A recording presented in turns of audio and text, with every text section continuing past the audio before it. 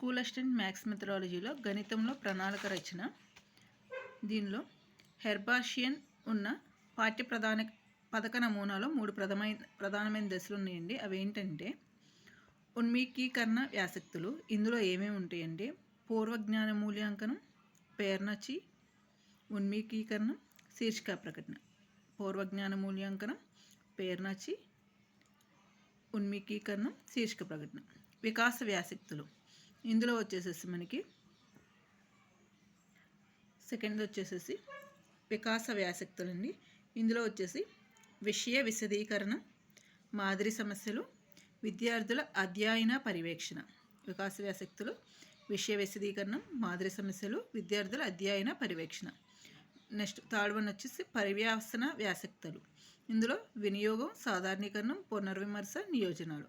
వినియోగం, సాధారణీకరణం, పునర్విమర్శ, నియోజనాలు. ఫస్ట్దేమో ఉన్మీకరణ వ్యాసక్తులు, వికాస వ్యాసక్తులు, పరివ్యాసన వ్యాసక్తులు.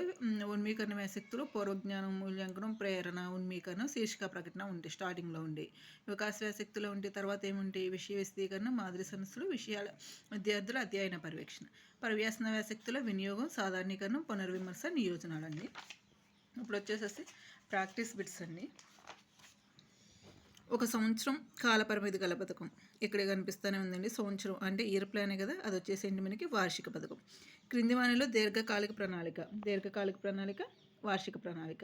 ఏ పథకాన్ని తయారు చేసేటప్పుడు ఒక్కొక్క యూనిట్ని బోధించడానికి పట్టే కాలంని దృష్టిలో ఉంచుకోవాలి. ఒక్కొక్క యూనిట్ని బోధించడానికి పట్టే కాలాన్ని దృష్టిలో ఉంచుకునేది ఏ పథకం అండి? వార్షిక పథకమే కదా. దానిలో ఉన్న ఒక్కొక్క యూనిట్ని బోధించడానికి ఎన్ని పని దినాలు ఉంటాయో చూసుకొని వాటన్నిటిని సమానంగా ఒక్కొక్క యూనిట్ని దాని యూనిట్లో ఉన్నటువంటి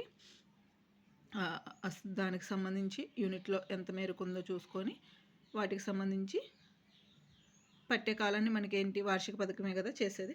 నెక్స్ట్ వార్షిక పదం తయారు చేసేటప్పుడు దృష్టిలో ఉంచుకోవాల్సిన విషయాలు. బోధించవలసిన విషయాలు, సాధించవలసిన లక్ష్యాలు, సంవత్సర కాలంలో బోధించవలసిన విషయాలు యూనిట్ల రూపంలో, ఒక్కొక్క నెలలో లభ్యమయ్యే పీరియడ్ల సంఖ్య. నెక్స్ట్ ఉపాధ్యాయుడు ఏ నెలలో ఎంతవరకు బోధించాలో తెలుసుకోవడానికి సహకరించే పరికరం వార్షిక పథకం.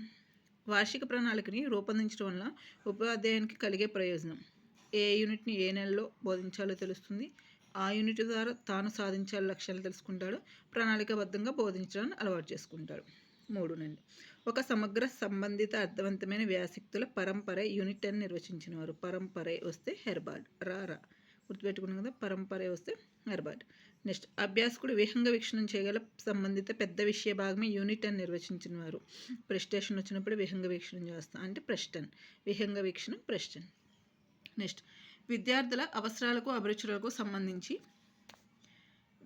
విడదీసిన శ్రద్ధతో ఎన్నుకున్న విషయమే బాహ్యరూపమే యూనిట్ అని నిర్వచించిన వారు. అవసరాలు అభిరుచులు ఉంటే కంఫర్ట్ ఉంటుంది కాబట్టి దీని ఆన్సర్ ఏంటి? కంఫర్ట్. విషయంలోని ఒక పెద్ద భాగం ఏంటి? యూనిట్ కదండి, యూనిట్. క్రింది వానిలో యూనిట్లోని అంగం కానిది. మనకి యూనిట్లో అంగం 3 ఉన్నాయండి: ప్రేరణ, సంకీర్ణ దృష్టి, నేపథ్యం కనుక్కోవడం. కానిదేంటి? పునర్విమర్శ.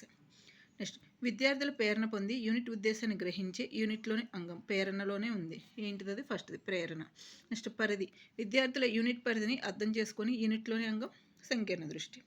నెక్స్ట్ యూనిట్లోని నేపథ్యాన్ని కనుక్కోవడం అనే దాని ద్వారా పొందే ప్రయోజనం ఏంటండి? విద్యార్థులు ఆ యూనిట్ ఏ దశలో ఉన్నాడో తెలుసుకొని ఆ దశ నుంచి ప్రారంభించే వీలవుతుంది. నెక్స్ట్ క్రింది వానిలో మంచి యూనిట్ లక్షణం కానిదంట. చూడండి, ఫస్ట్ది అదే, సెకండ్ది అదే అండి. థర్డ్ది ఏంటి? అధిక సామర్థ్యం గల విద్యార్థులు యూనిట్ పరిధిని దాటకుండా ఉండాలి. లేదండి, అధిక సామర్థ్యం గల విద్యార్థులు యూనిట్ పరిధిని దాటేలా ఉండాలి. ఇది వచ్చేసి మంచి యూనిట్ లక్షణం అండి. ఇవి వచ్చేసి కొన్ని ప్రాక్టీస్ బిట్స్ అండి గణితంలో ప్రణాళిక రచన మీద. ఓకే అండి.